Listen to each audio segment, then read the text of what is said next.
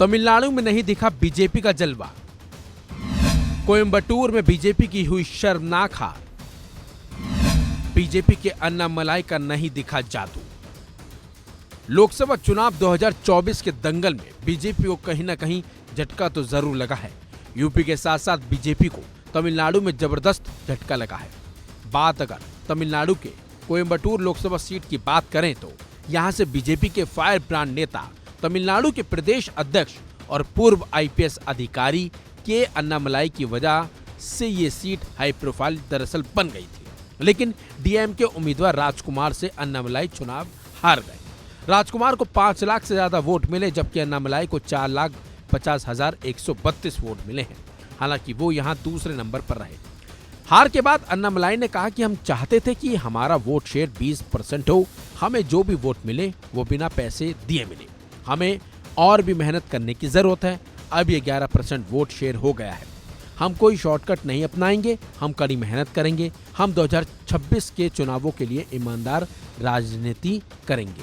पूरी विनम्रता के साथ हम देखेंगे कि क्या बदलाव की जरूरत है। आज अगर आप हिसाब लगाएंगे तो एआईएडीएमके और बीजेपी ने मिलकर ये चुनाव लड़ा होता तो हम 30 से 31 सीटों पर जीत सकते थे। डीएमके के गणपति पी राजकुमार और बीजेपी के अन्नामलाई के अलावा यहां एआईएडीएमके ने आईटी विंग के सचिव सिंघाई गोविंद रासू रामचंद्रन को मैदान में उतारा था। कोयंबटूर लोकसभा क्षेत्र से कुल 37 प्रत्याशी मैदान में थे, लेकिन मुख्य मुकाबला एआईएडीएमके, डीएमके, एनडीए और बीजेपी के बीच था। 2024 लोकसभा चुनाव के पहले चरण में 19 अप्रैल को यहां मतदान हुआ था। यहां 64.81% मतदान दर्ज हुआ था। कांग्रेस, डीएमके और वाम दलों के गठबंधन में ये सीट पहले सीपीआईएम के खाते में थी। सीपीआईएम ने यहां अपने प्रत्याशी के नाम का ऐलान भी कर दिया था। इसके बाद इस सीट को वापस लेकर डीएमके ने यहां अपना उम्मीदवार उतारा। 2019 लोकसभा चुनाव में यहां सीपीआईएम के पीआर नटराजन ने जीत दर्ज की थी।